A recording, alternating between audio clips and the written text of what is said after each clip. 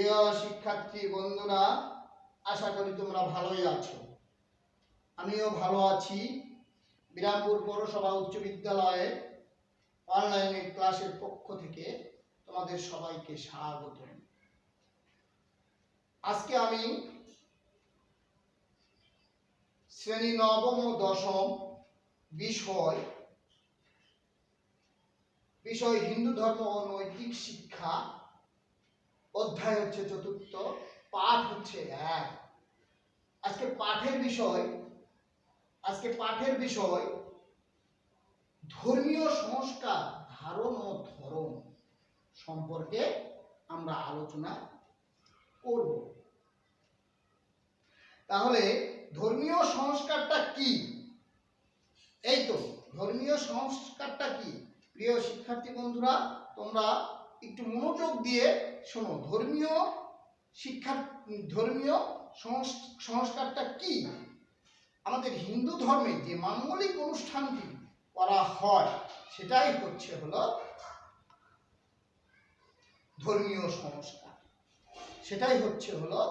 ধর্মীয় সংস্কার।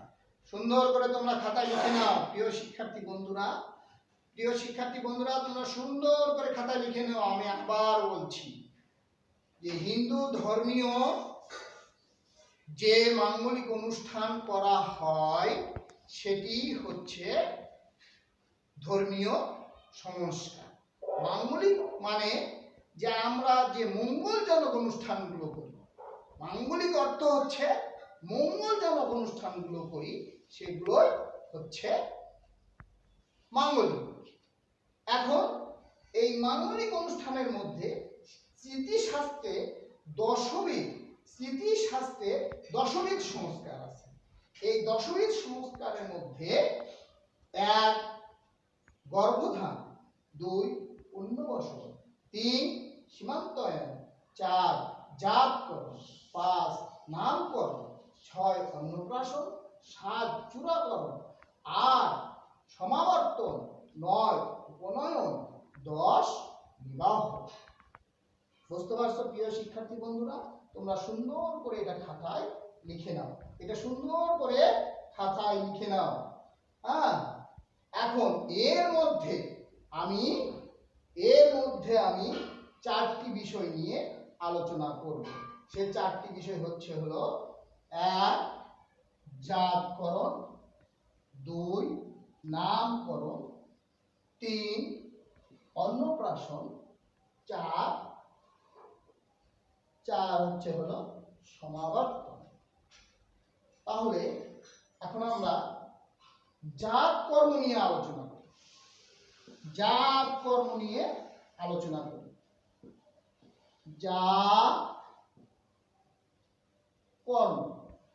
জাতকর্মটা কি? জাতকর্মটা হচ্ছে, সুন্দর করে লেখো। আমি ধীরে ধীরে বলছি, তোমরা লেখো। প্রিয় শিক্ষার্থী বন্ধুরা, আমি ধীরে ধীরে বলছি, তোমরা লেখো। জাতকর্মটা হচ্ছে বাবা মা জন্মগ্রহণ করার পর মুখে যে যষ্টি মধু দিয়ে জিহ্বা দ্বারা স্পর্শ করে সেটাই হচ্ছে জাতকর্ম। বুঝতে পারছো? লেখছো তোমরা প্রিয় শিক্ষার্থী বন্ধুরা? অবশ্যই লেখছো। এখন আমরা আসবো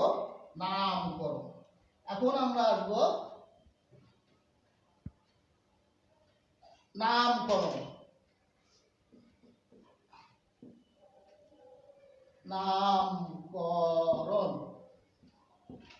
দেখে নাও, আমি ধীরে ধীরে বলছি, তোমরা লেখো। নামকরণ কথাটার অর্থ হচ্ছে যে আমরা যখন ভূমিষ্ঠ হল, বাচ্চা ভূমিষ্ঠ হওয়ার পর একাদশ বা দ্বাদশ বা শতদশ অধ্যায়ে আমরা যখন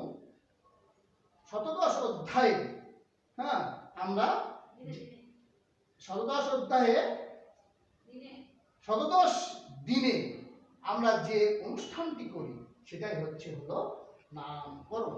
প্রিয় শিক্ষার্থী বন্ধুরা, তোমরা আরেকবার শোনো যে নামকরণ হচ্ছে একাদশ ও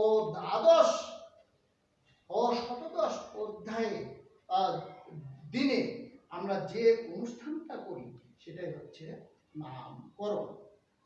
লেখছো না প্রিয় শিক্ষার্থী বন্ধুরা? এবার আসো অন্নপ্রাশন। প্রিয় শিক্ষার্থী বন্ধুরা, এখন অন্নপ্রাশন।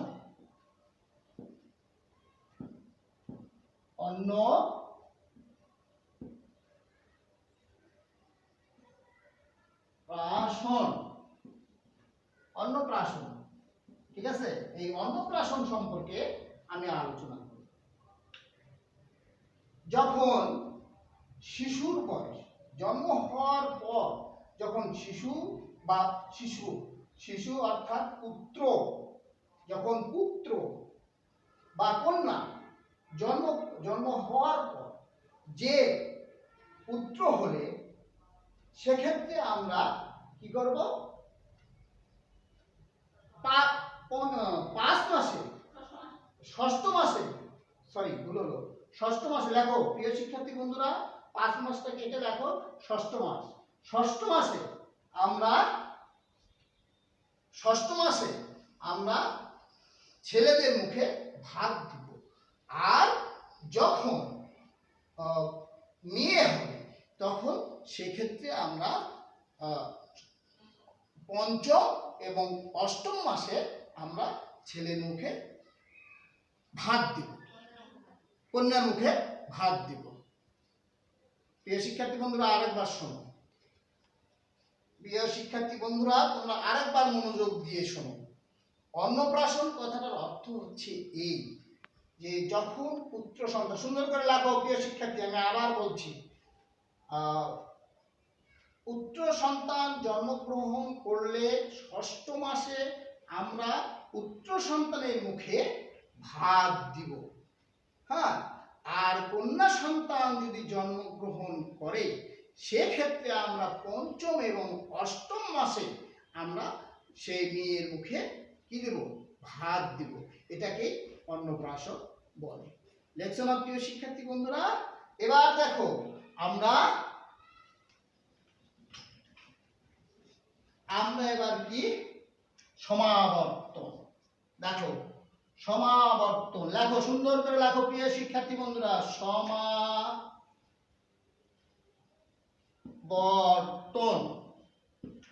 এই সমাবর্তন সম্পর্কে আমরা এখন একটু আলোচনা করব।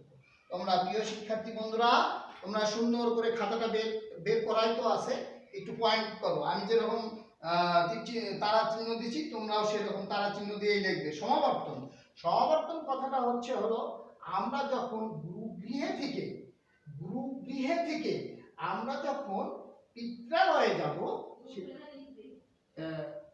আর গুরুগৃহে থেকে, ভালো করে শোনো প্রিয় শিক্ষার্থী বন্ধুরা, গুরুগৃহে থেকে পিত্রালয়ে যখন যাব সেটাকেই আমরা সমাবর্তন বলবো। এই সমাবর্তন বলবো। লেখছো তো প্রিয় শিক্ষার্থী বন্ধুরা? এখন আমরা 4টি বিষয় নিয়ে আলোচনা করলাম। এই 4টি বিষয় তোমরা বাড়িতে ভালো করে পড়বে। আর যে 6টি বিষয় থাকলো, এই 6টি বিষয় নিয়ে আগামী ক্লাসে আমি আলোচনা করব এবং তোমরা বাড়িতে ভালোভাবে তোমরা এই 6টি পয়েন্ট থাকলো সেই 6টি পয়েন্ট বিস্তারিতভাবে অধ্যয়ন করে আসবে।